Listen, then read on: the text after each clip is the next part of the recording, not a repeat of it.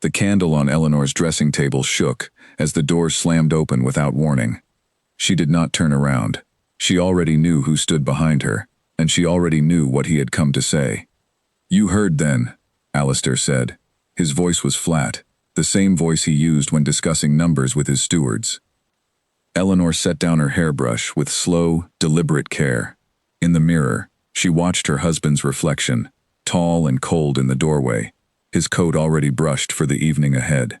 "The whole house heard, Alistair. You made certain of that." He did not deny it. That was the strange thing about her husband. He never bothered denying cruelty. He simply delivered it, the way a man might deliver an unpleasant letter, and expected the world to accept it without complaint. "I am taking Serafina to the ball tonight," he said. "I thought you should hear it from me, rather than from the servants." "How considerate," Eleanor said quietly.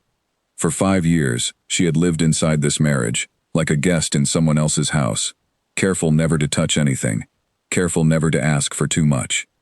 She had learned the rhythms of his moods, the hours he wanted silence, the days he wanted nothing from her at all. She had told herself, more times than she could count, that this was simply what marriage among people like them looked like. Duty first, feeling somewhere far behind it, if it existed at all. But tonight something in her chest had gone very still, and very quiet, and very sure. "You expect me to remain here," she said. It was not a question. Alistair's jaw tightened, the only sign that her words had landed somewhere. "It would be easier for everyone." "Easier for you," she corrected. He said nothing. He simply turned, his boots striking the floor, with the same unhurried confidence he carried into every room he entered, and left her alone, with the candle and the mirror, and the sudden, sharp clarity of what she intended to do. She was not going to hide tonight. She was not going to let the whole of society watch her husband parade his companion through a ballroom while she wept quietly behind drawn curtains, as she had done, more than once, in the early years of their marriage. Those years were over. She could feel it, the way one feels the turn of a season, sudden and undeniable. She rang for her maid, a young woman named Margaret, who had served her since her wedding day, and had watched, without ever saying a word, as Eleanor's spirit had been worn thin by degrees. "Fetch the blue gown," Eleanor said. "The one from the shop on Bellamy Street." Margaret's eyes widened slightly. "The midnight one, my lady? The one His Grace said was too serious for you?" "That is precisely the one," Eleanor said, and for the first time in longer than she could remember, something like a smile touched her lips. It was not a happy smile. It was something sharper than happiness. It was resolve. Word of the Duke's plans had already begun to travel through the great houses of the city, carried on the tongues of servants, and repeated over breakfast tables, with barely concealed delight. Scandal was rare currency among the wealthy, and even rarer was scandal delivered so boldly, so without shame. Alistair Wren was known for many things. His fortune, his sharp tongue in business dealings, his unwillingness to explain himself to anyone. But even those who disliked him had not expected him to bring his companion into the very heart of society's gaze. Lady Serafina Vane, for her part, was already dressing in her own townhouse across the city, humming softly to herself as her maid laced her into a gown of deep crimson. She did not think of herself as a villain in this story. She thought of herself as a woman who had simply accepted what was offered to her, freely and without deception on her part. Alistair had come to her, not the other way around, though she was clever enough to know that such distinctions mattered little to the world watching from the outside. She caught her reflection in the glass and adjusted a curl at her temple. Tonight would change things, she was certain. A man did not bring his companion to a ball unless he intended for the world to see her as more than a passing indulgence. Perhaps, she allowed herself to think, this was the beginning of something permanent. She did not yet know about the blue gown being laced onto another woman's body across the city, nor about the quiet fire building behind a pair of calm gray eyes.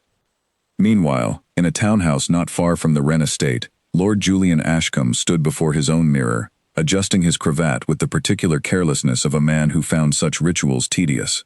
He had received his invitation to the ball weeks earlier and had nearly declined it, as he did most invitations that promised an evening among people he had little patience for, but tonight, for reasons he could not entirely explain to himself, he had changed his mind. Perhaps it was curiosity. Word had reached him, as it reached everyone, of Alistair's intentions for the evening, Julian and Alistair had once been close, in years long past, before a business arrangement between their families had gone sour and left Julian's name tangled in accusations he had spent years working to clear. He did not think of Alistair often anymore, though when he did, it was with a mixture of old affection and lingering resentment that he had never quite managed to resolve. But it was not thoughts of Alistair that had changed his mind about attending. It was thoughts of Eleanor. He had met the Duchess only a handful of times over the years, always briefly, always in the company of others, always with the particular formality that governed every interaction between people who moved in the same circles but were expected, by unspoken rule, to never speak too plainly to one another. And yet in those brief exchanges, he had noticed things. The careful way she held herself, as though bracing for something. The quiet intelligence behind her eyes when she thought no one was watching her closely. The way she never once, in his presence, spoke unkindly of anyone, even when unkindness would have been justified. He had told himself, more than once, that his interest in her was nothing more than idle curiosity, the sort of mild fascination one develops for people who remain, despite every opportunity to reveal themselves, mostly a mystery. He had kept his distance out of respect for her position, and out of respect for whatever remained of his old friendship with her husband, however soured that friendship had become. But tonight, he found himself dressing with unusual care, and he did not examine too closely why that might be.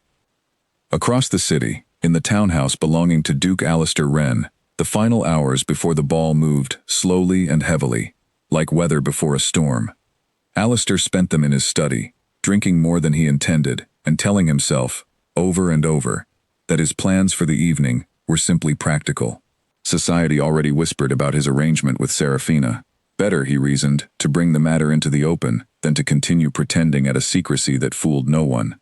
He did not allow himself to think too carefully about Eleanor's face when he had told her his plans. He did not allow himself to remember the particular stillness that had come over her, a stillness he recognized from years of marriage as something far more telling than tears. Alistair had learned early in their union that his wife's displeasure did not announce itself with raised voices. It arrived quietly, and by the time one noticed it, it had already reshaped the ground beneath one's feet. He told himself this did not concern him. He told himself Eleanor would remain at home, as she always did, nursing her wounds in private, as a proper wife was expected to do. He told himself many things that evening, and he believed almost none of them, though he would not have admitted that to another living soul. By the time the carriages began arriving outside the grand hall where the ball was to be held, the city's finest families had already heard 3 different versions of what was about to happen. Some said the Duke intended to announce his intention to set his wife aside entirely. Others said the Duchess had already fled to her family's estate in shame. Still others whispered that Eleanor Wren would never show her face at all, and that the Duke would spend the evening explaining her absence to a room full of curious eyes. None of them were prepared for what actually occurred. Eleanor stood before her mirror one final time, before her own carriage arrived. The midnight blue gown fit her perfectly, the fabric catching the candlelight in a way that made her look less like a woman bracing for humiliation, and more like a queen preparing to reclaim her throne. Margaret had arranged her hair with quiet skill, weaving small dark jewels through the dark strands, until she seemed to carry starlight with her. "You look magnificent, my lady," Margaret said softly. Eleanor studied her own reflection for a long moment. She thought of the years she had spent making herself smaller, quieter, easier to overlook, in the hope that such smallness might eventually earn her husband's affection. She thought of every evening she had stayed behind drawn curtains while he attended events with barely concealed indiscretion. She thought of the particular exhaustion that came from loving someone who had long ago stopped noticing her at all. Tonight, she decided, that exhaustion would end. "Thank you, Margaret," she said. "Tonight I do not intend to be overlooked." She rose, gathered her wrap, and walked toward the door with a steadiness that surprised even herself. Whatever waited for her at that ball, whatever whispers followed her through the room, she intended to meet it standing tall, with her head high and her composure intact. She would not give the assembled crowd the satisfaction of watching her crumble. As her carriage pulled away from the townhouse and began winding through the lit streets toward the grand hall, Eleanor allowed herself, for the first time that evening, to feel something other than resolve. Beneath the calm exterior, her heart beat quickly, and a strange, unfamiliar excitement stirred alongside the hurt. She did not yet know what the evening held. She only knew that she was done waiting quietly for her life to happen to her. Somewhere across the city, in a carriage of his own, Julian Ashcombe watched the lit windows of passing houses and found his thoughts returning, again and again, to a woman he barely knew and had no right to think of so often. He told himself he was simply curious about how the evening would unfold. He told himself many things, that night, that were not entirely true. And in a third carriage, moving toward the same destination, Alistair Wren sat beside Seraphina Vane, who chattered pleasantly about the evening ahead, unaware that her companion's attention had already begun to drift toward the wife he had left behind, and toward the uncertainty of what she might do, now that he had, at last, pushed her too far. The grand hall glittered ahead of them all, its windows blazing with light, its doors thrown open to receive the city's finest. None of them yet understood how thoroughly this single night would rearrange the shape of their lives. But the candles were lit, the musicians were tuning their instruments, and the first carriages were already beginning to arrive. The ball was about to begin. 5 years earlier, Eleanor Hartfield had stood in a different room, wearing a different gown, waiting to become a different woman entirely. She remembered that morning with unusual clarity, the way people often remember the moments that quietly decide the shape of everything that follows. Her father had called her into his study 3 days before the wedding, his expression carefully arranged into something meant to look like fatherly pride.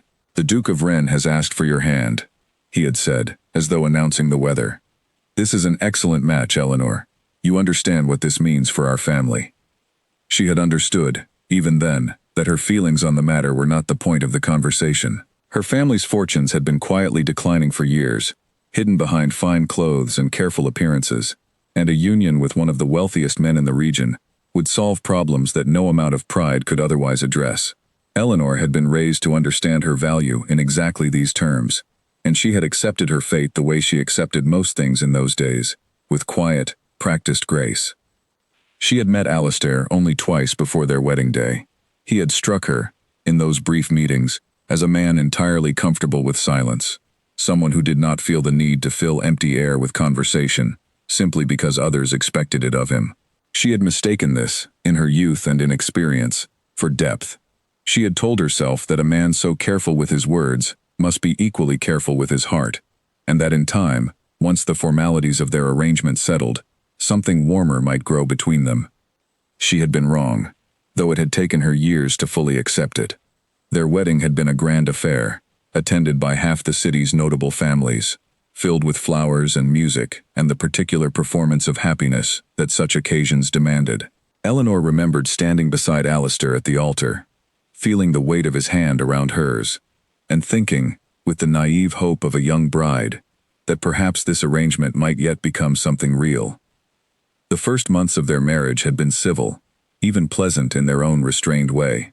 Alistair was not unkind to her, not in those early days. He simply existed alongside her, attending to his business affairs with the same steady focus he brought to everything, occasionally sharing a meal with her, occasionally inquiring after her comfort with the polite detachment of a host attending to a long-term guest. Eleanor had tried, in those first years, to close the distance between them. She had asked him questions about his work, hoping to find some thread of shared interest. She had arranged small dinners, hoping to draw out some warmth in him that she suspected lay buried beneath his careful composure.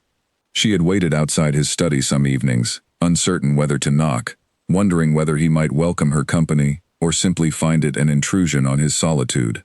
More often than not, it was the latter. She remembered, with particular clarity, an evening in their second year of marriage, when she had brought him tea while he worked late over his ledgers. He had looked up at her with an expression of mild confusion, as though trying to place why she had entered the room at all. "Is something wrong, Eleanor?" he had asked. "I only thought you might like company," she had said. He had studied her for a moment, then returned his attention to his papers. "That is thoughtful of you, but I have a great deal of work tonight." She had left the tea and quietly withdrawn, telling herself that his focus on his work was simply the nature of a man carrying such responsibility. She had told herself this many times, in many forms, across many years, each time believing a little less of it than the time before. It was in their 3rd year of marriage that she first heard whispers of Serafina Vane. The rumors arrived slowly, the way such things always did, carried through half-finished sentences at social gatherings, and meaningful glances exchanged between women who knew more than they said aloud. Eleanor had chosen, at first, not to believe them. She had told herself that her husband, whatever his faults, was not the sort of man to embarrass her so publicly. She had been wrong about that too. The truth had arrived, not through confrontation, but through quiet, accumulating evidence. A perfume that was not her own, clinging faintly to Alistair's coat. Evenings, he claimed to spend at his club that did not align, upon careful reflection, with the hours his club actually kept its doors open. A particular softness in his voice, once reserved only for her in their earliest days, that she now heard directed toward no one at all, as though he had simply run out of warmth to spare. She remembered the night she finally confronted him, nearly 2 years ago now. She had not planned the conversation carefully. It had simply spilled out of her, after an evening of watching him prepare for an outing he refused to explain, the accumulated weight of months of quiet suspicion finally breaking free. He had not denied it. He had not, in fact, seemed particularly troubled by the question at all. Does it matter, Eleanor? We both know what this marriage was built upon. I have fulfilled every obligation I owe you. I have not embarrassed you publicly. I have provided for you generously. What more do you require of me? She remembered standing very still, absorbing the particular cruelty of a question asked so calmly, as though her feelings were simply another item on a ledger, to be weighed against his obligations, and found, ultimately, insufficient to matter. I require nothing more, she had said quietly, and had walked away before he could see what the conversation had cost her. From that evening forward, something in Eleanor had begun to close, slowly and carefully, like a door swinging shut by degrees. She had continued performing her role as Duchess with the same careful grace she had always shown, attending social functions, managing the household, maintaining the particular dignity expected of a woman in her position.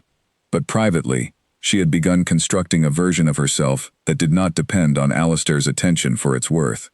She had begun reading more, walking in the gardens alone for hours, cultivating a quiet inner life that belonged entirely to her.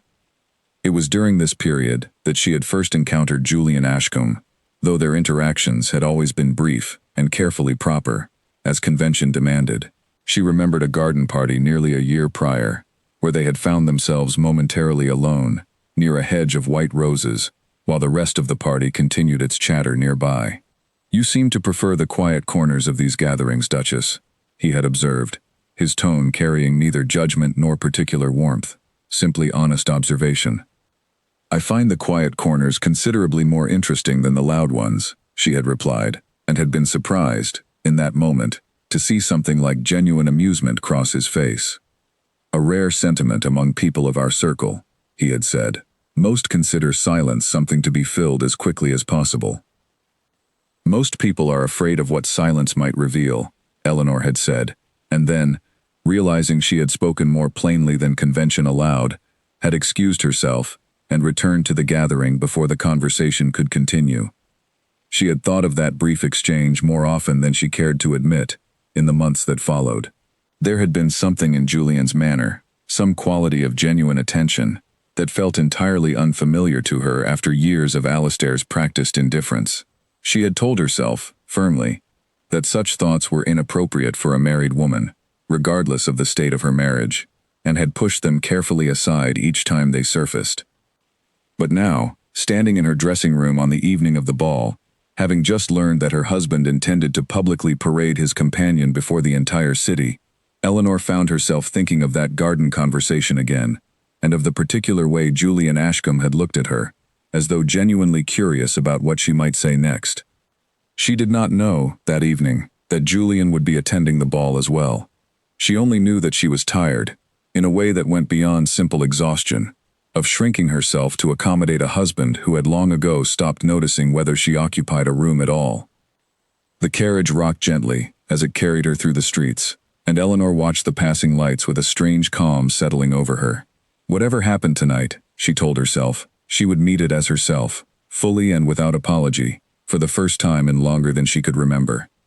Behind her, in the townhouse she had just left, the servants continued their quiet work, extinguishing candles in rooms that would not be used that evening, unaware that the woman they served had just crossed some invisible threshold from which there would be no returning to the quiet, careful smallness of her former life. Ahead of her, the grand hall waited, its lights blazing against the evening sky, holding within its walls every person who would witness the transformation about to unfold. Eleanor did not know exactly what she intended to do once she arrived. She only knew that she intended to arrive as herself, and to let whatever followed happen as it would. The carriage slowed as it approached the long line of vehicles waiting to deliver their occupants to the entrance.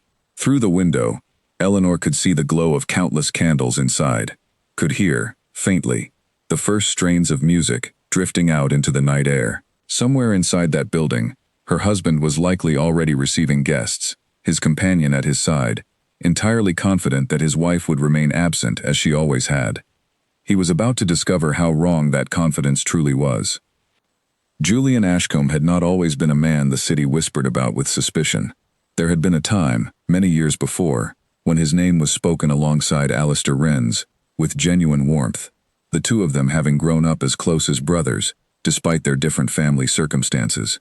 They had attended the same schools, ridden the same horses through the same countryside, and shared the particular confidence of young men who believed the world would arrange itself favorably around their ambitions.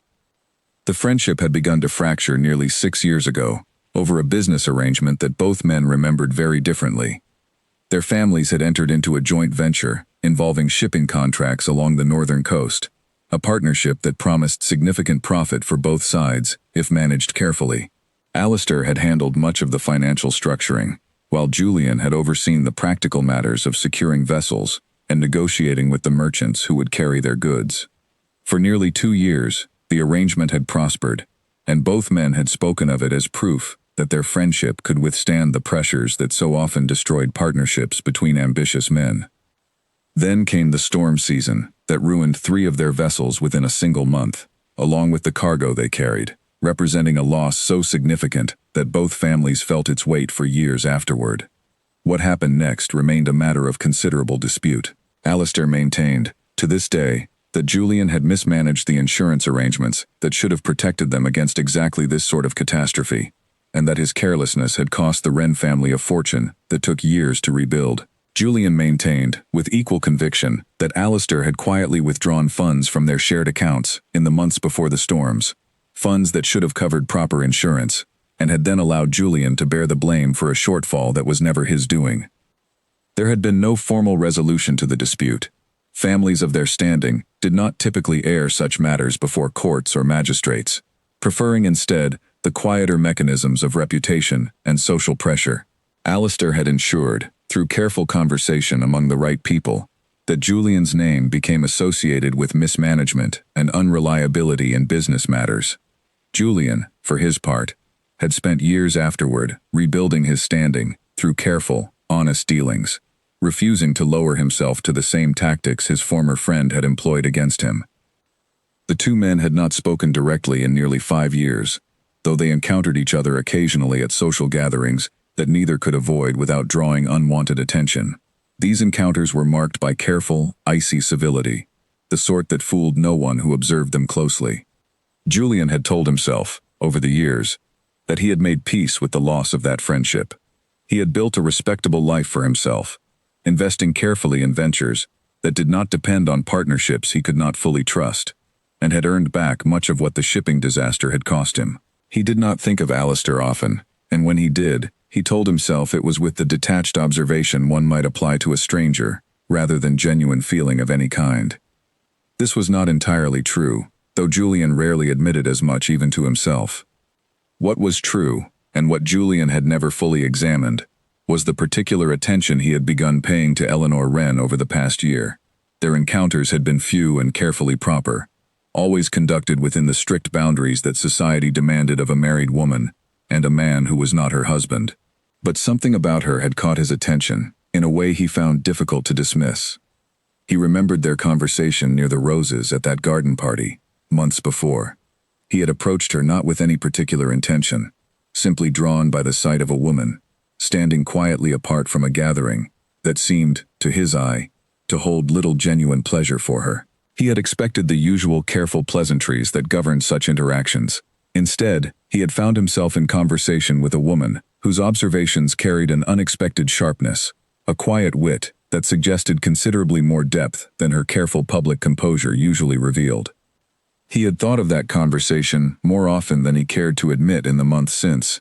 He had told himself that his interest was simply the natural curiosity one develops toward an unusually intelligent person, nothing more complicated than that. He had reminded himself, whenever such thoughts surfaced, that Eleanor was a married woman, and that whatever the state of her marriage, propriety demanded he maintain a respectful distance.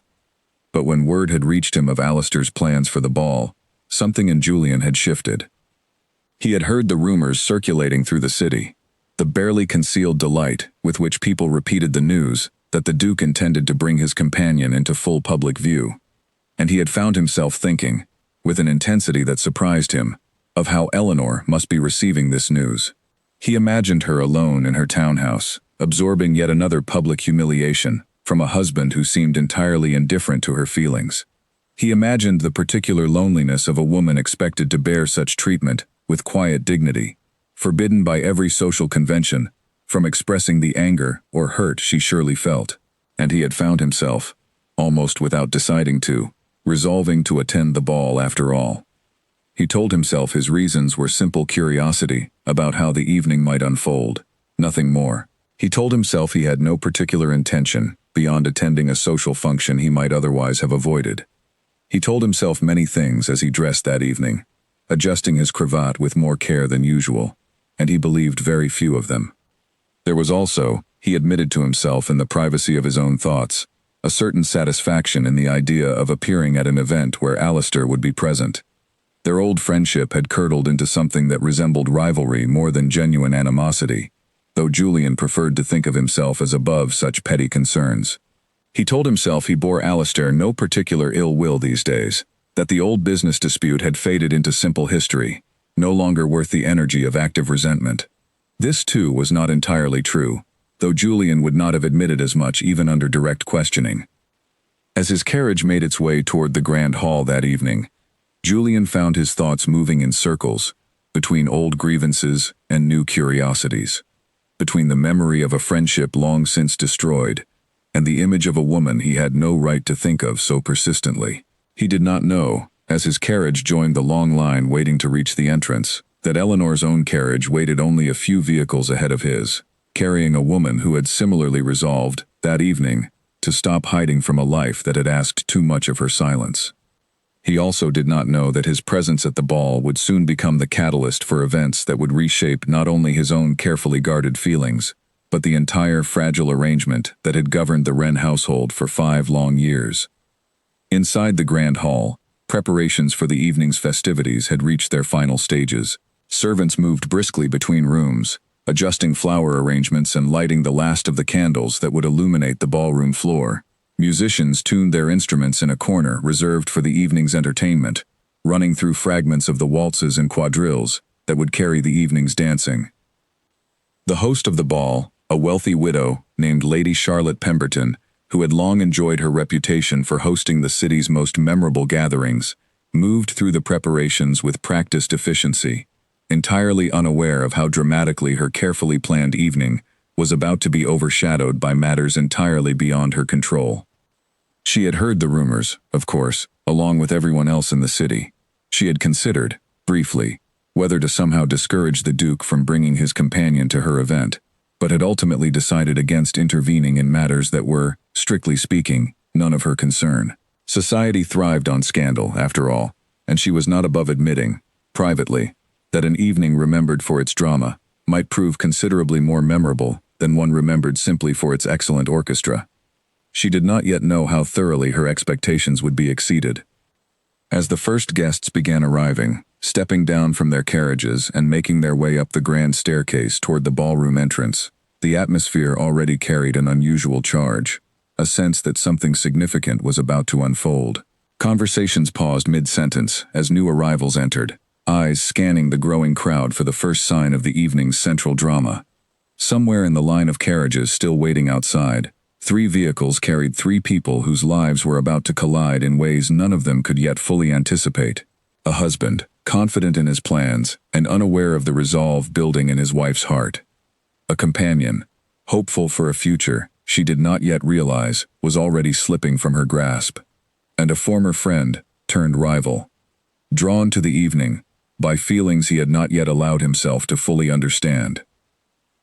The music swelled inside the hall as the first dancers took to the floor, and outside, the line of carriages continued its slow procession toward the entrance, each one drawing closer to a night that would be remembered, discussed, and reshaped in the retelling for years to come.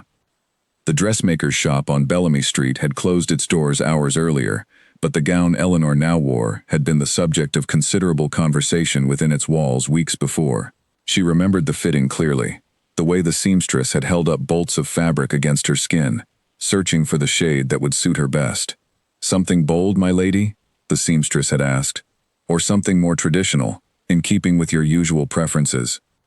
Eleanor remembered hesitating over that question, remembered the particular weight of having spent years choosing gowns in soft, unassuming colors that drew no undue attention, colors that Alistair had never objected to precisely because they asked nothing of anyone who looked at her. She had worn pale yellows and gentle pinks for years, colors that made her easy to overlook in any crowded room. "Show me the deepest blue you have," she had said finally, surprising herself with the certainty in her own voice. The seamstress had produced a bolt of midnight silk, dark as a moonless sky, shot through with subtle threads that caught the light and shimmered faintly with movement. Eleanor remembered the way the fabric had felt against her hands, cool and substantial, nothing like the delicate, forgettable materials she usually chose. "This one," she had said, and had felt, for the first time in longer than she could remember, a small flare of something like defiance. She had not shown the finished gown to Alistair before this evening, had kept it carefully hidden in a trunk in her dressing room, aware, even then, that some instinct was preparing her for a moment she could not yet name.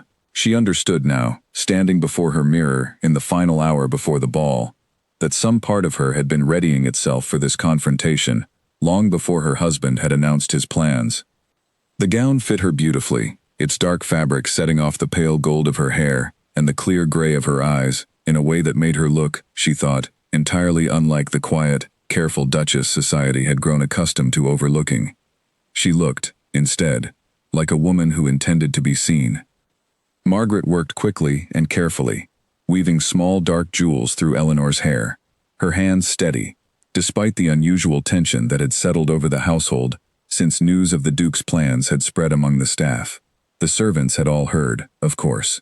Such things were impossible to keep entirely private in a household of this size, and Eleanor had noticed, throughout the afternoon, the careful, sympathetic glances the staff had directed her way, along with a quiet undercurrent of something that might have been admiration, when word spread that she intended to attend the ball after all, rather than remain hidden away in shame.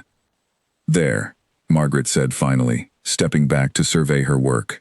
"I don't believe I've ever seen you look quite so magnificent, my lady." Eleanor studied her reflection for a long moment, taking in the woman who looked back at her.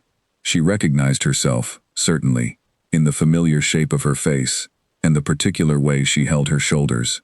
But there was something new in her expression as well, some quality of steadiness that had not been there in recent years, replaced instead by the careful, guarded blankness she had cultivated as protection against her husband's indifference. "Thank you, Margaret," Eleanor said. "You have done beautiful work tonight, if I may say so, my lady," Margaret said carefully. "I believe His Grace does not fully understand what he has been overlooking." Eleanor allowed herself a small, private smile. Perhaps tonight he will begin to understand. She rose from her seat and moved toward the full-length mirror near the window, examining herself from every angle with the careful attention of a general reviewing troops before battle. The gown moved beautifully as she turned, the dark fabric catching candlelight in ways that suggested movement even when she stood perfectly still. She thought of all the evenings she had spent in pale, forgettable colors, waiting quietly for a husband who never fully arrived, and she felt something settle firmly into place within her chest. Tonight, she would not wait quietly for anything. Across the city, in Serafina Vane's townhouse, similar preparations were reaching their final stages, though with a considerably different emotional undertone. Serafina had chosen her gown weeks earlier as well, a deep crimson that she knew suited her dark hair and warm complexion perfectly. She had imagined this evening many times, since Alistair first proposed the idea of attending the ball together, imagining the particular satisfaction of finally being seen publicly on the arm of a man she had spent nearly 2 years loving in careful secrecy. She did not think of herself as cruel for accepting Alistair's attention, nor for allowing herself to hope that tonight might mark the beginning of something more permanent between them. She had met Alistair through mutual acquaintances nearly 2 years prior, at a gathering where his particular brand of careful, controlled charm had struck her as refreshingly different from the eager, transparent attention she usually received from men in her circle. She had known, from their earliest conversations, that he was married, and she had told herself, as many in her position told themselves, that a marriage built on obligation, rather than genuine affection, was no true marriage at all. She did not know Eleanor Wren personally, had encountered her only from a distance at social gatherings over the years, and had constructed, in her own mind, a picture of the Duchess that made her own position feel considerably more justified. She imagined Eleanor as cold and distant, a woman who had likely driven her husband toward the comfort of other company through her own emotional unavailability. She had never considered, seriously, that the reality might be considerably more complicated than this convenient narrative allowed. Tonight, she believed, would finally settle matters clearly in her favor. If Alistair was willing to bring her publicly into society's gaze, surely that meant his intentions toward her were serious, perhaps even permanent. She allowed herself to imagine, as her maid finished the final adjustments to her gown, a future in which she occupied the position Eleanor currently held, a future in which she was the one receiving guests at grand balls, as the acknowledged partner of one of the city's wealthiest men. She did not yet understand how thoroughly this evening would upend every assumption she carried into it. In his own townhouse, Alistair Wren finished dressing with the same careful attention he brought to every public appearance, though his thoughts remained more troubled than he cared to admit. He told himself, repeatedly, that his plans for the evening were simply practical, a reasonable response to circumstances that society already understood well enough.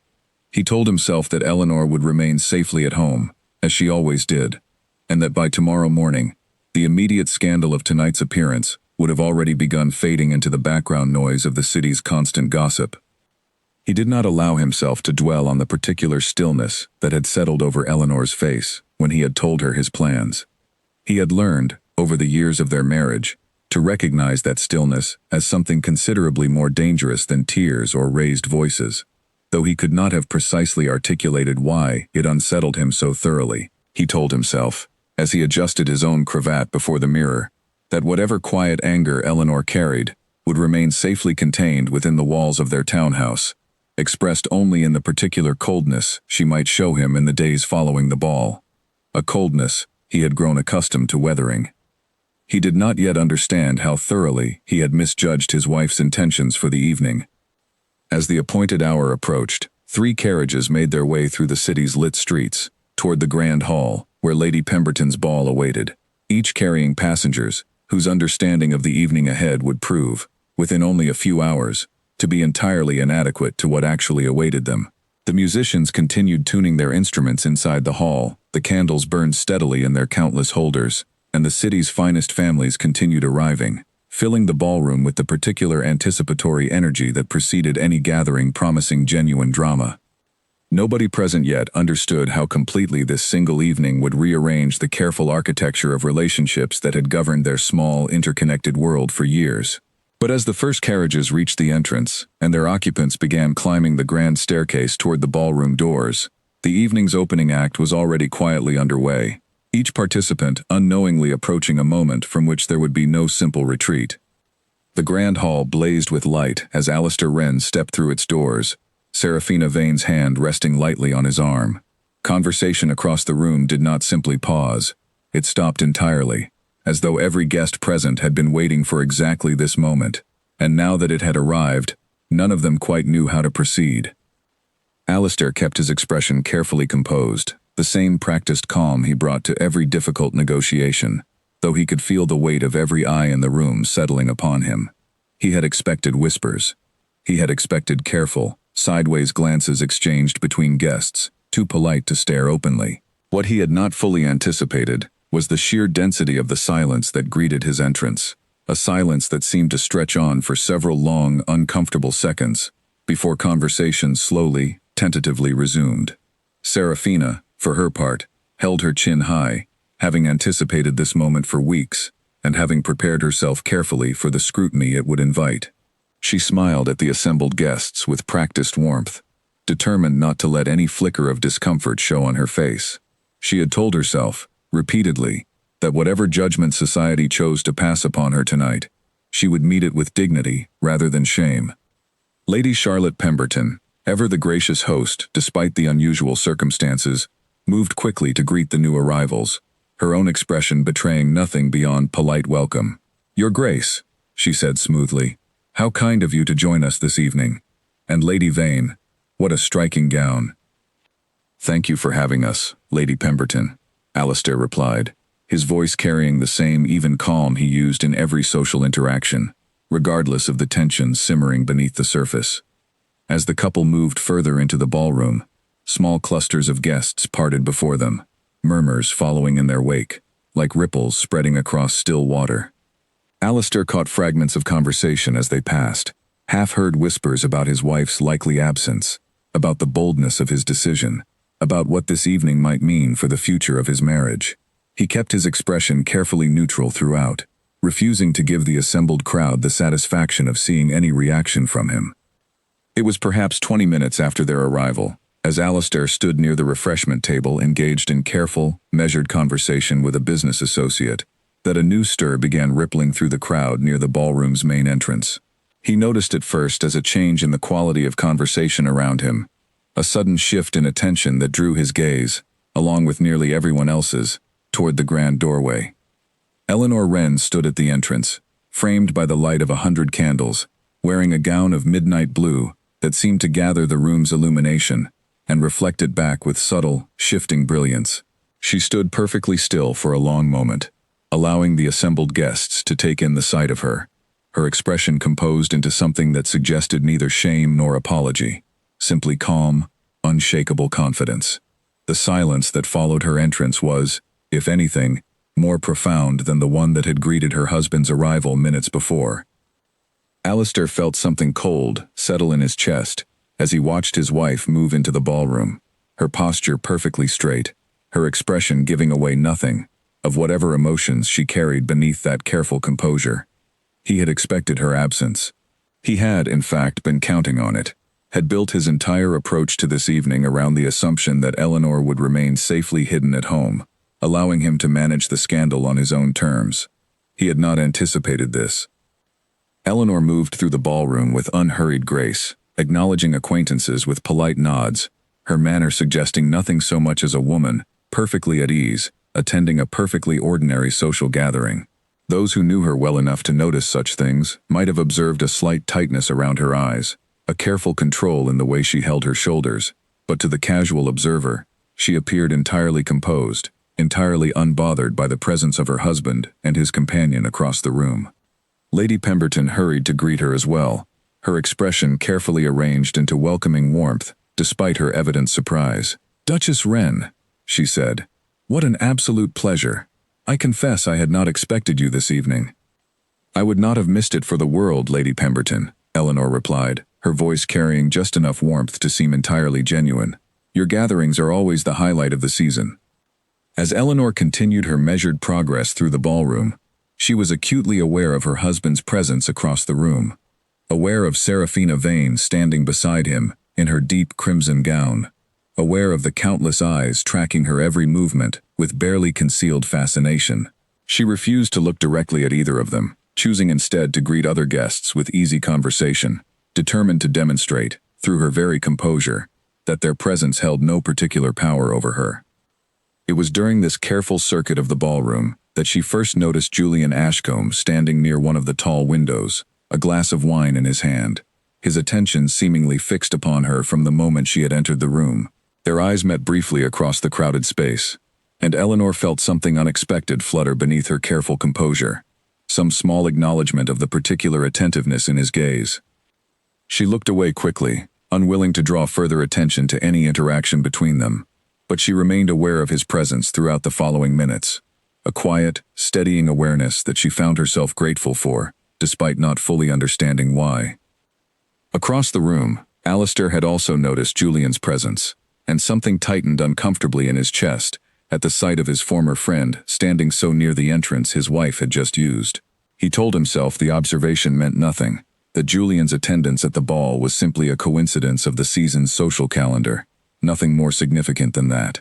But some old, familiar unease stirred within him nonetheless, a wariness that had nothing to do with rational assessment and everything to do with years of accumulated history between the two men. Serafina, noticing her companion's sudden distraction, followed his gaze toward the window where Julian stood, though she did not recognize the significance of his presence. "Do you know that gentleman, Alistair?" she asked. "We were acquainted, some years ago," Alistair said, his tone carefully neutral, though something in his voice suggested considerably more history than the simple statement conveyed. Serafina, sensing she had touched upon a subject her companion preferred not to discuss further, let the matter drop, though she filed away the observation for later consideration. She had noticed, over their months together, that Alistair rarely spoke of his past with any particular warmth, and she had learned not to press him on matters he clearly wished to leave undisturbed. The musicians, who had been playing quiet background music since the ball's opening, now shifted their tempo, signaling the approach of the evening's first formal dance. Guests began arranging themselves around the perimeter of the ballroom floor, anticipation building as everyone present understood that the true drama of the evening was likely only beginning. Alistair turned to Serafina, extending his hand with deliberate, public formality. "Shall we open the dancing, my dear?" Serafina accepted his hand with evident pleasure, aware that this moment, more than any other, would confirm to the assembled guests the seriousness of her position in Alistair's life. As they moved onto the ballroom floor, the crowd parted to allow them space, countless eyes tracking their every movement with fascinated attention. Eleanor watched from across the room, her expression carefully composed, giving nothing away as her husband led his companion into the opening dance of the evening before an audience of the city's most influential families. She felt the weight of countless glances shifting toward her, watching for her reaction, waiting to see how the wronged Duchess would respond to this deliberate, public display. She was determined not to give them the satisfaction of visible distress, but she was equally determined not to remain standing quietly at the edge of the room, watching passively, while her husband claimed the evening's opening dance for another woman. Her gaze moved, almost without conscious decision, toward the window where Julian Ashcombe still stood, and she found him already watching her, his expression carrying something she could not quite name, some combination of understanding and quiet invitation. The music swelled as Alistair and Serafina began their waltz, and across the ballroom, Eleanor Wren made a decision that would determine the entire course of the evening ahead, and considerably more than the evening alone. She began moving toward the window where Julian waited. Julian watched Eleanor approach with a stillness that belied the sudden quickening of his pulse. He had spent the better part of the evening's opening minutes debating with himself whether he should approach her at all, weighing the various social complications such an interaction might invite, against the simple, persistent desire to speak with her again. Now, watching her cross the ballroom floor with unhurried grace, that debate resolved itself without any further effort on his part. "Duchess Wren," he said, offering a small, formal bow as she reached him. "You look as though this evening agrees with you, considerably more than it appears to agree with most of the room." Eleanor allowed herself the smallest hint of a smile. "Lord Ashcombe, I confess I did not expect to see you here this evening." "Nor I you, if I am entirely honest," Julian replied, "though I find myself glad of the surprise." They stood together near the window for a moment, the music of the opening waltz continuing to fill the ballroom behind them. Alistair and Serafina still turning gracefully across the floor under the weight of countless watching eyes. Eleanor was acutely aware of her husband's position across the room, aware that their own conversation was likely drawing its own share of curious attention, but she found, to her mild surprise, that she did not particularly care. "You are watching the dance floor," Julian observed quietly.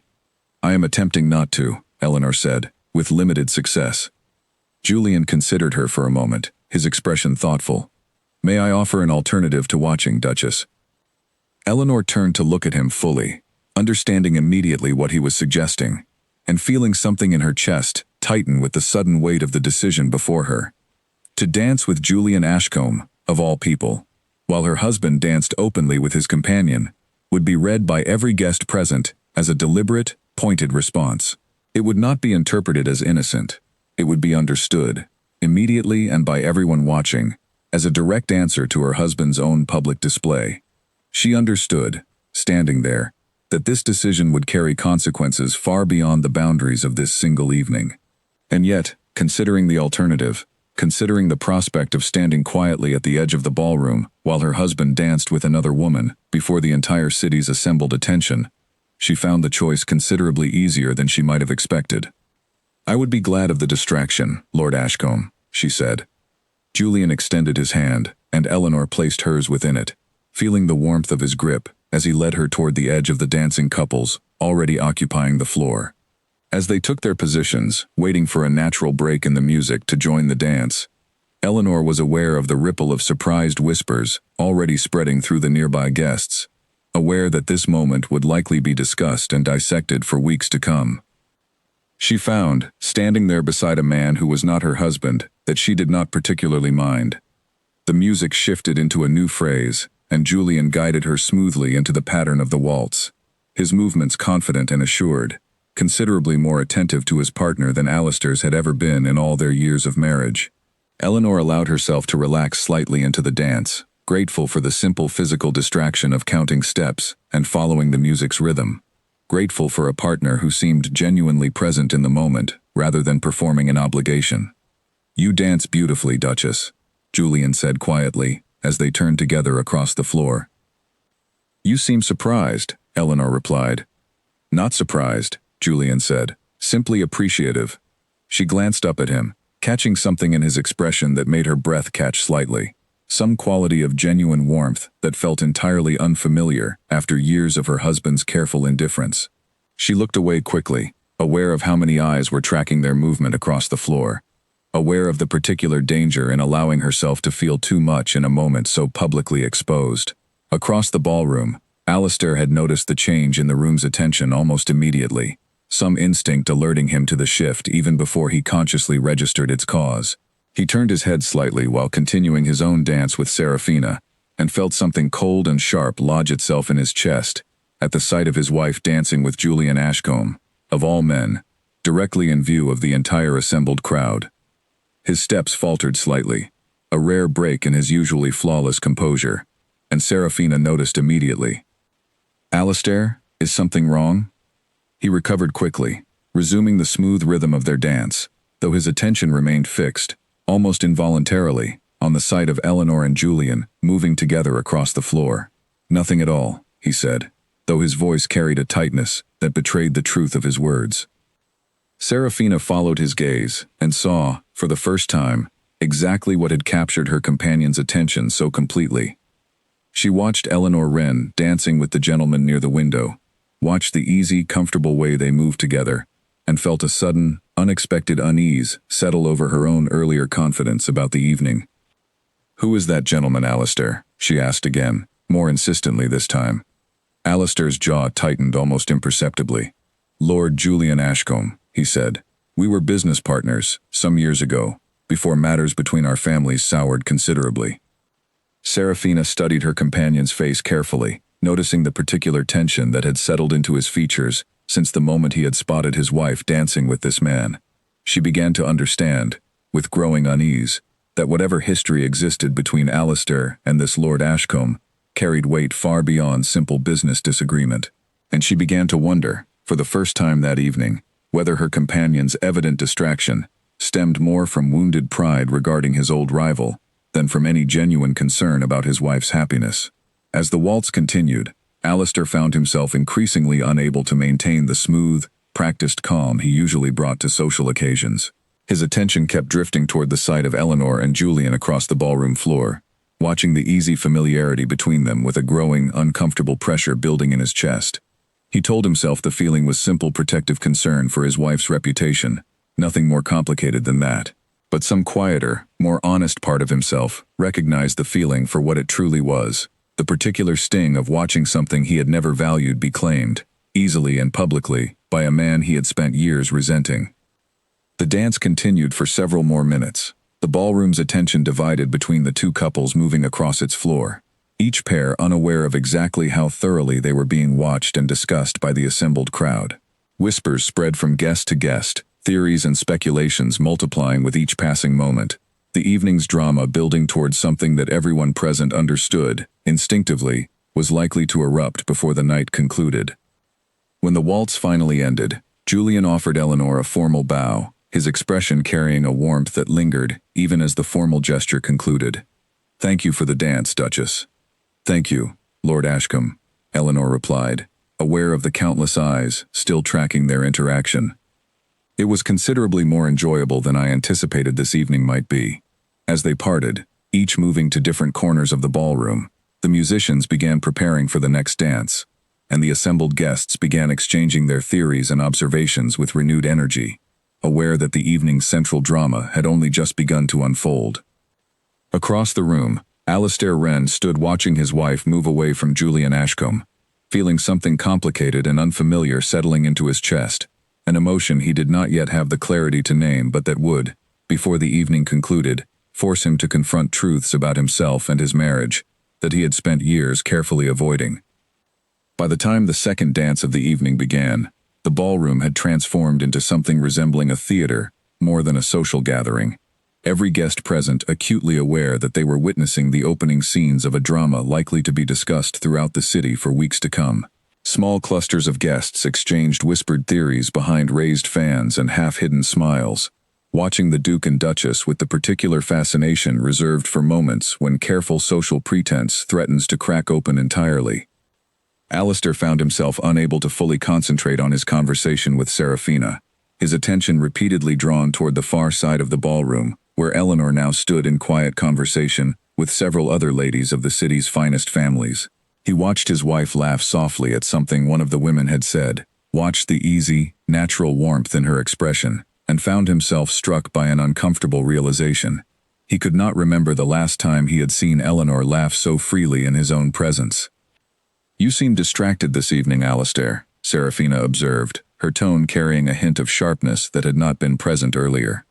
"My apologies," Alistair said, forcing his attention back to his companion. "I confess, this evening has proven more complicated than I anticipated." "Because your wife attended after all," Serafina said. It was not quite a question.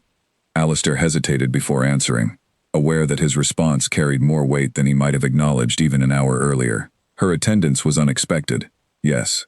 And her dancing with Lord Ashcombe," Serafina pressed. "Was that unexpected as well?" Alistair felt his jaw tighten at the reminder. "Entirely," he said, his voice clipped. Serafina studied him carefully, noticing the particular tension that had settled over him since witnessing his wife's dance, and felt a small, unwelcome seed of doubt take root within her own earlier confidence. She had come to this ball believing that Alistair's public acknowledgement of their arrangement signaled something permanent taking shape between them. Now, watching the way his attention kept drifting toward his wife across the room, she found herself questioning exactly how secure her position truly was. "Does his presence trouble you so greatly?" she asked. "Lord Ashcombe, I mean." Alistair considered his answer carefully, aware that whatever he said next would reveal more than he intended about the true nature of his feelings this evening. "We have history between us," he said finally. "History that has nothing to do with Eleanor." "And yet you cannot look away from them," Serafina observed quietly. The observation landed with more precision than Alistair cared to admit, and he found himself without a ready response, aware that his companion had identified something in his behavior that he had not yet fully acknowledged even to himself. He excused himself shortly after, claiming a need for fresh air, and made his way toward one of the tall windows overlooking the gardens behind the grand hall, grateful for a moment away from the ballroom's watchful attention. Standing near the window, he found his thoughts circling back, again and again, to the sight of Eleanor dancing with Julian, to the easy comfort between them that had seemed, in its own quiet way, considerably more genuine than anything he had shared with his wife in recent years. He told himself his discomfort stemmed from concern about the scandal such a public dance might generate, from worry about how the interaction might be discussed among his business associates and social peers. But some quieter, more honest voice within him recognized a different truth entirely. He had not thought of Eleanor as anything more than an obligation for longer than he cared to admit, had grown so accustomed to her quiet, careful presence in his household, that he had stopped truly seeing her at all. Watching her tonight, transformed by her midnight blue gown and her sudden, unfamiliar confidence, he found himself confronting an uncomfortable question.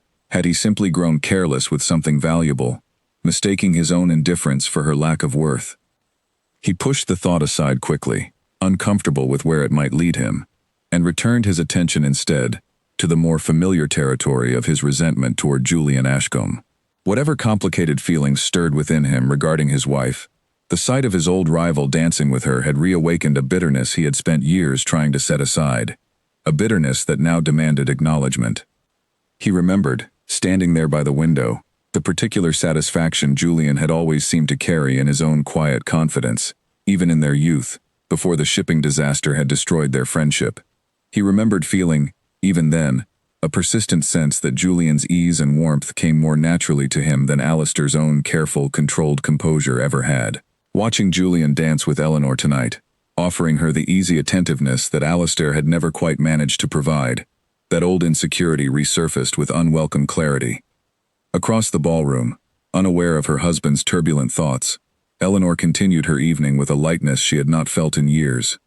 The ladies she conversed with seemed genuinely pleased by her company, several of them offering quiet, sympathetic words about the difficulty of her evening, words that Eleanor received with grace, rather than the shame she might once have felt at such acknowledgement of her circumstances. "You danced beautifully with Lord Ashcombe," one of the women, Lady Beatrice Fenwick, observed with evident approval. The whole room noticed, of course. "I imagine they did," Eleanor said, allowing herself a small smile. "He seems quite taken with you, if I may say so," Lady Fenwick continued, her tone carrying gentle curiosity. Eleanor considered her response carefully, aware that whatever she said would likely circulate through the assembled guests within the hour. Lord Ashcombe was simply kind enough to offer a pleasant distraction from an otherwise difficult evening, she said finally, choosing her words with careful diplomacy. But even as she spoke, she found herself glancing across the room, toward where Julian now stood in conversation with several other gentlemen, and felt something warm and unfamiliar stir within her chest at the sight of him. She reminded herself, firmly, that whatever comfort she had found in his company this evening, she remained a married woman, bound by obligations that did not simply dissolve because her husband had chosen to embarrass her publicly. And yet, she found herself wondering, as the evening continued, exactly what those obligations truly required of her now, after years of accumulated neglect and public humiliation.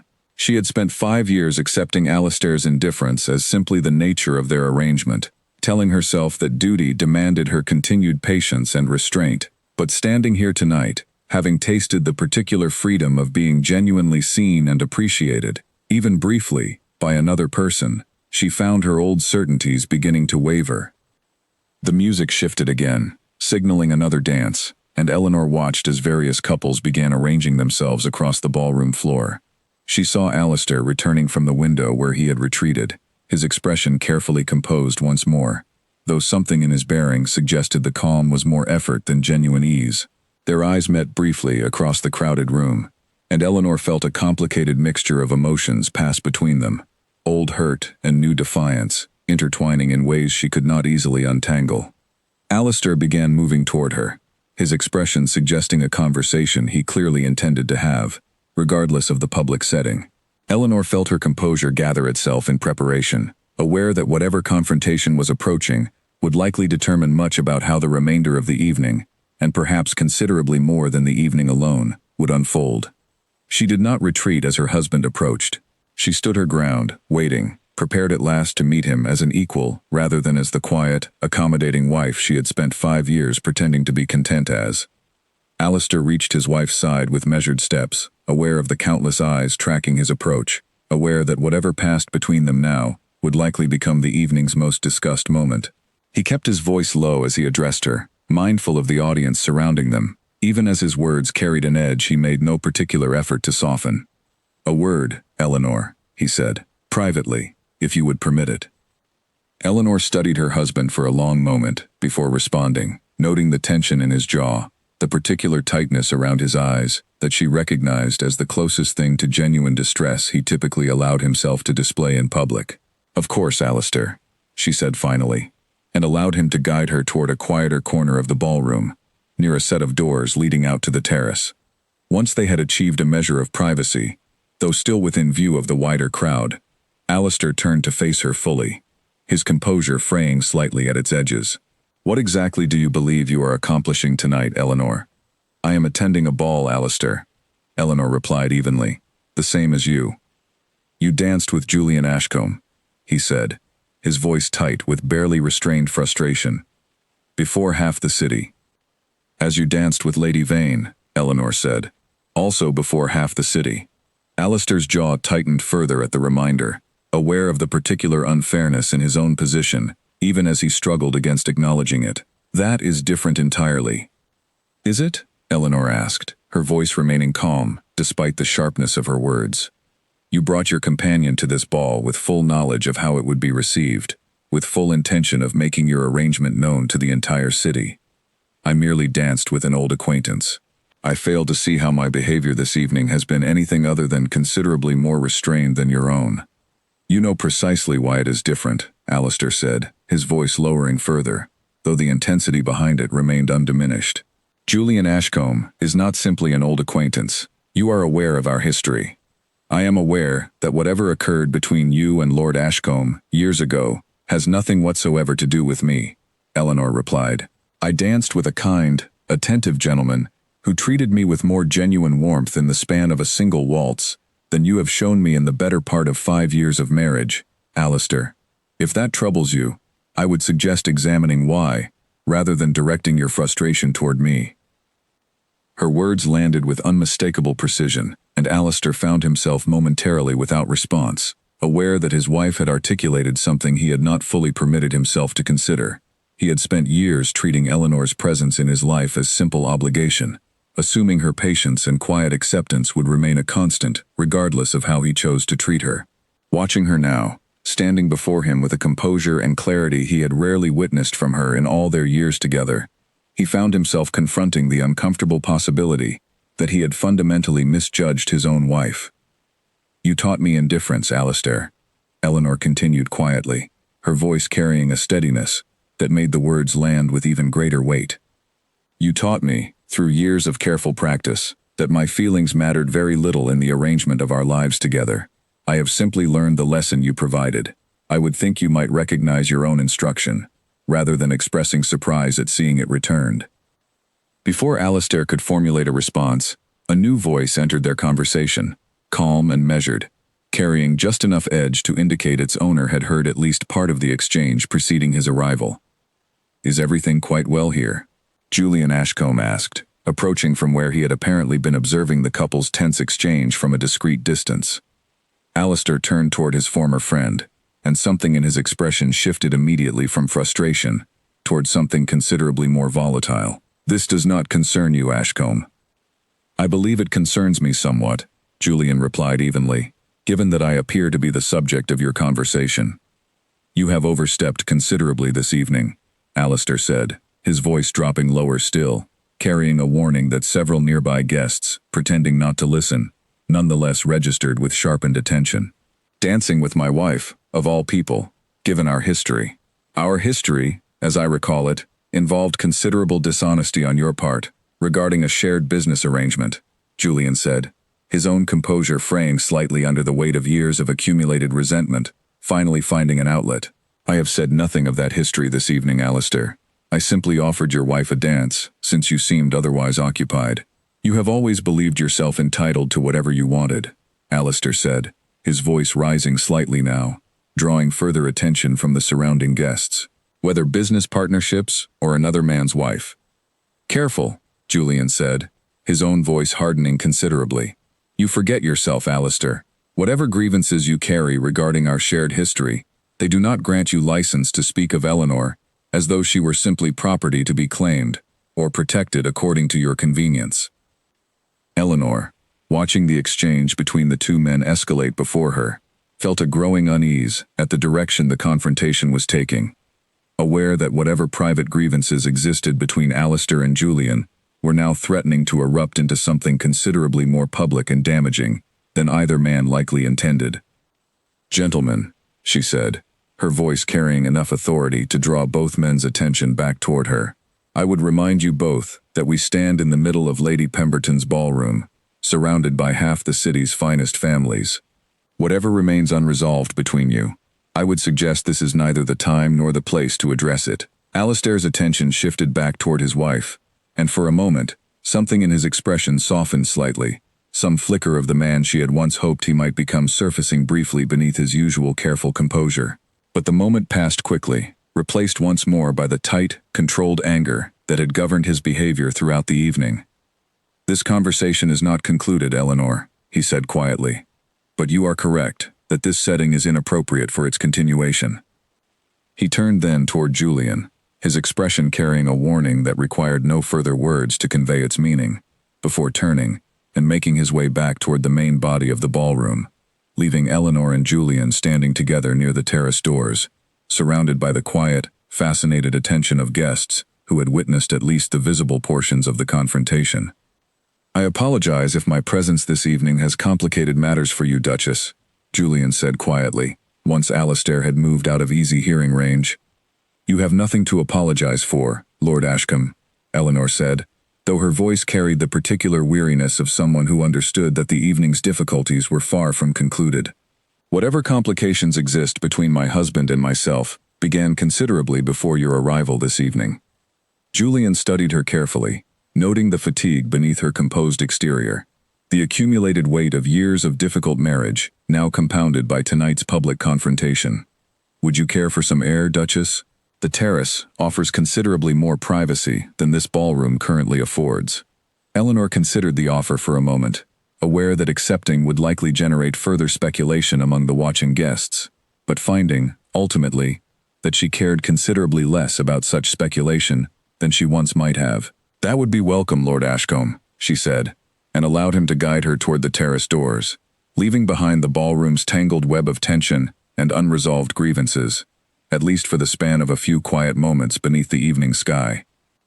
The terrace stretched along the back of the grand hall, overlooking gardens illuminated by strings of lanterns, the noise of the ballroom fading into a distant murmur behind them.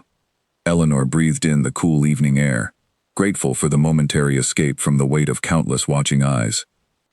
"Thank you," she said quietly. "I confess I needed a moment away from all of it." "I imagined as much," Julian said, standing beside her at the terrace railing, his gaze fixed on the gardens below rather than on her, offering her the small courtesy of privacy, even in his company. "Tonight cannot have been easy for you." Eleanor was quiet for a moment, considering how much of her thoughts she wished to share with a man she had known only briefly, however much comfort his company had provided this evening. "I have spent 5 years believing that patience and quiet acceptance were the only appropriate responses to my circumstances," she said finally. "Tonight, I find myself questioning whether that belief served me well at all." Julian turned to look at her then, his expression carrying something gentle and understanding. "May I share something with you, Duchess? Something I have never spoken of publicly." Eleanor nodded, curious despite herself. "Many years ago, before your marriage to Alistair, our families were briefly acquainted," Julian said carefully. "My father and yours conducted some business together, and I met you, briefly, at a gathering when we were both considerably younger. You would not remember it, I imagine. You were perhaps 16 at the time, and I was several years older." Eleanor frowned slightly, searching her memory. "I confess I do not recall such a meeting." "There is no reason you should," Julian said. "It was brief and unremarkable by most measures, but I remember it, because I recall thinking, even then, that you carried yourself with a particular thoughtfulness, uncommon among most young ladies of our circle.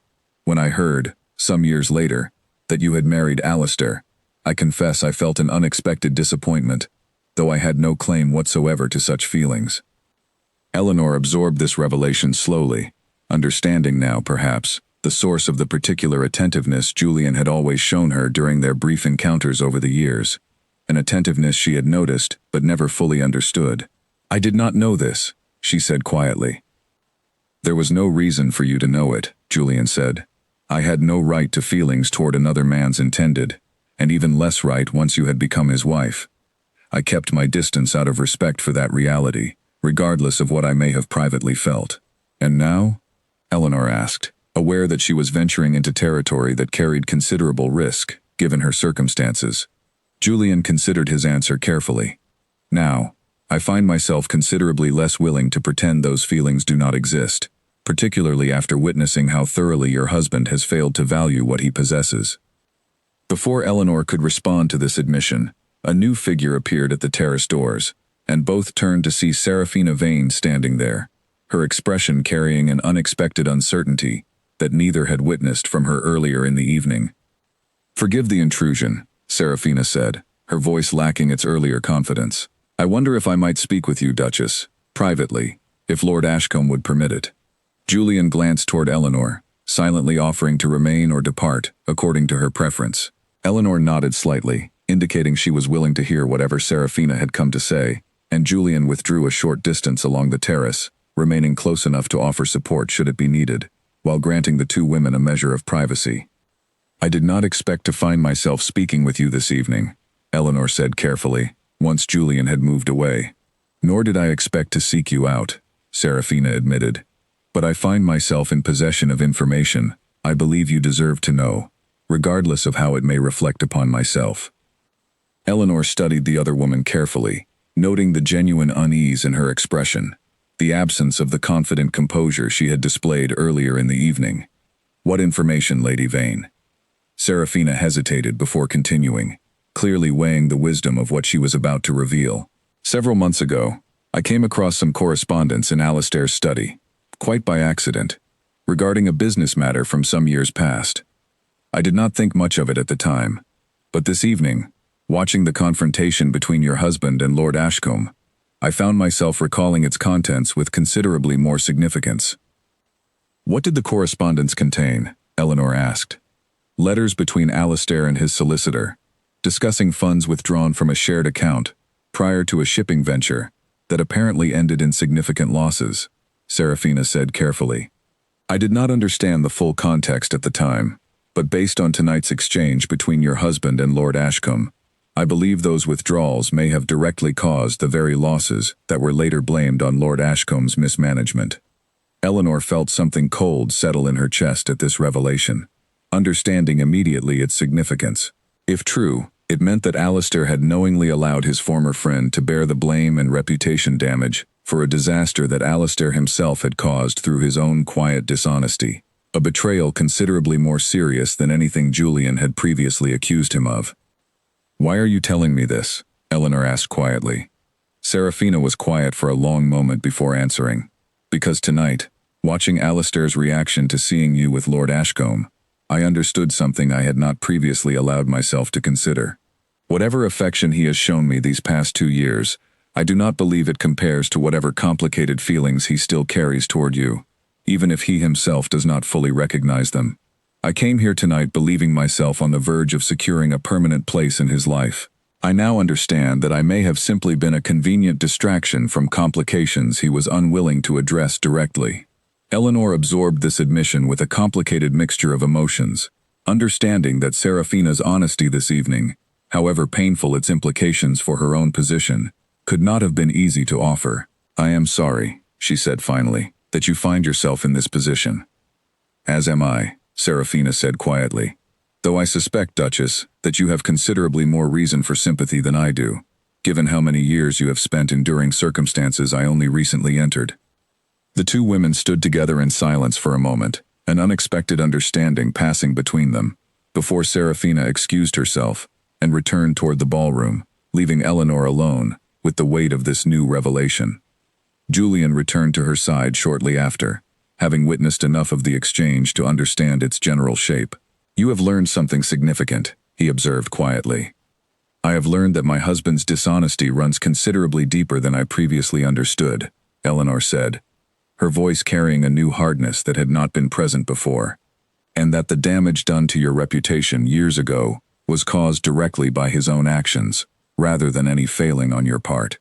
Julian absorbed this revelation slowly, years of carefully suppressed resentment suddenly finding confirmation in circumstances he had not anticipated. "If this is true," he said quietly, It changes considerably more than simply my own understanding of old grievances.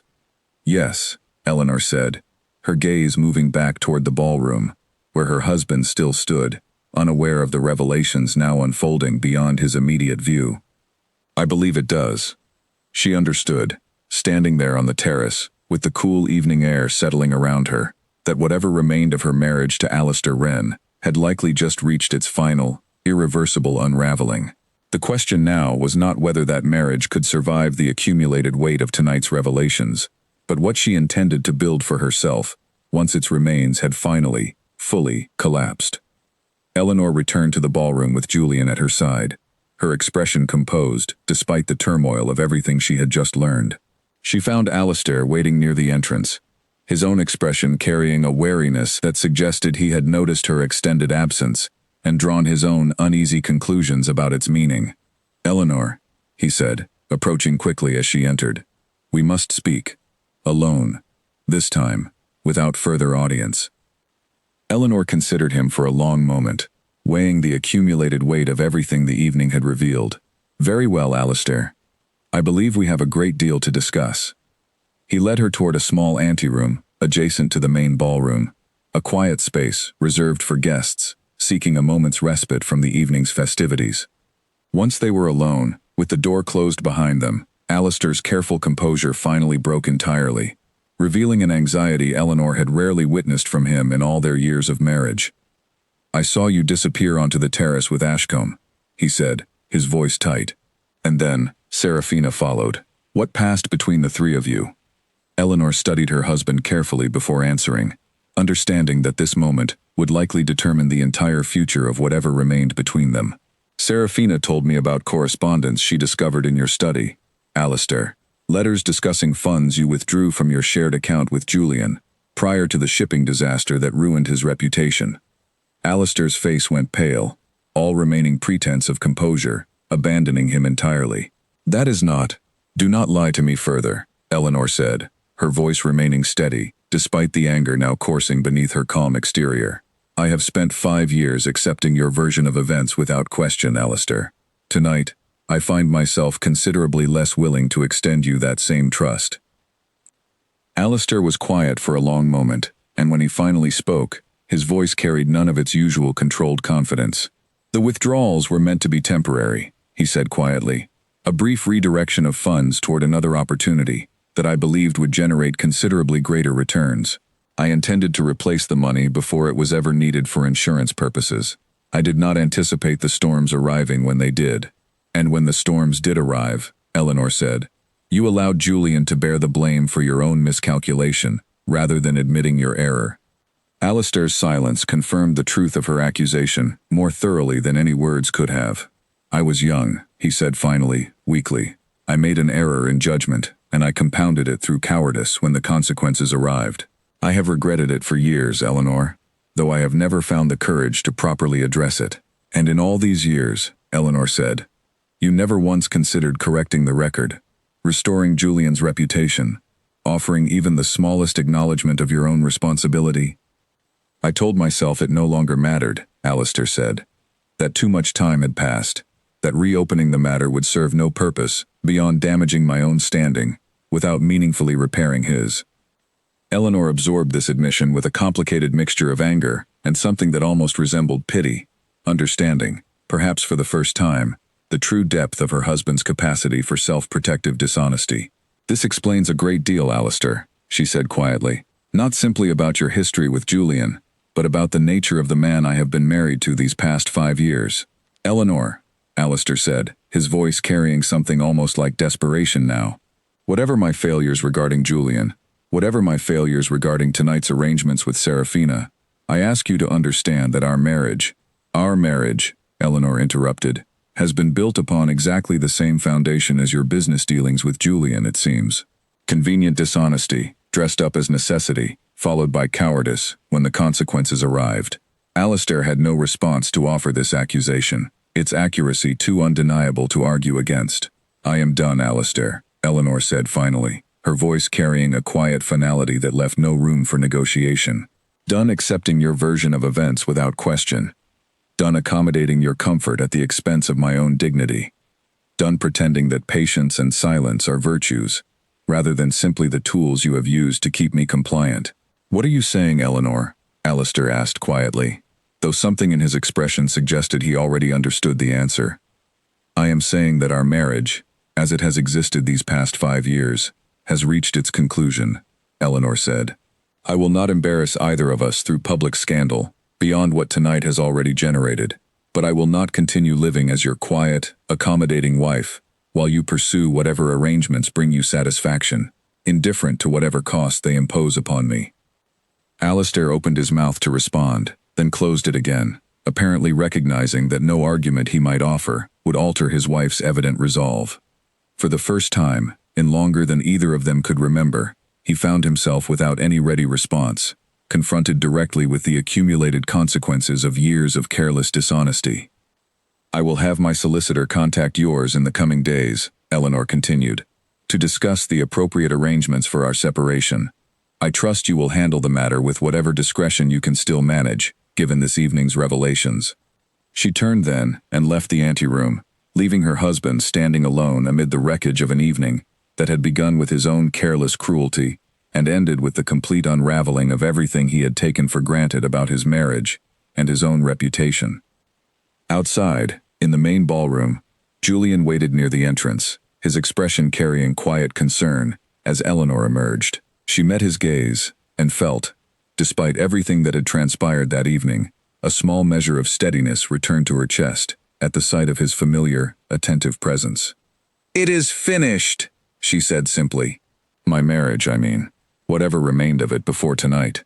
Julian studied her carefully, searching her expression for any sign of regret or uncertainty, and finding instead a quiet, steady resolve that suggested she had made peace with the decision, however difficult its immediate circumstances might prove. "Are you certain, Duchess?" "I have never been more certain of anything," Eleanor said. "Tonight has shown me, more clearly than 5 years of quiet accommodation ever did, exactly what my husband values and exactly what he does not. I do not intend to spend the remainder of my life accepting a place among the things he does not value." Julian offered his arm, and Eleanor accepted it, allowing him to guide her back toward the main body of the ballroom, aware that whatever remained of the evening's festivities would likely be spent under the continued fascinated attention of the assembled guests. But she found, walking beside him, that she no longer particularly cared about the weight of that attention. She had spent enough years shrinking herself to accommodate the comfort of others. Tonight marked the beginning of something considerably different. Behind them, in the small anteroom, Alistair Wren remained alone for several long minutes, confronting the full weight of a life he had built upon careless dishonesty, finally collapsing around him, understanding, perhaps for the first time, exactly how much he had taken for granted, and exactly how thoroughly he had lost it.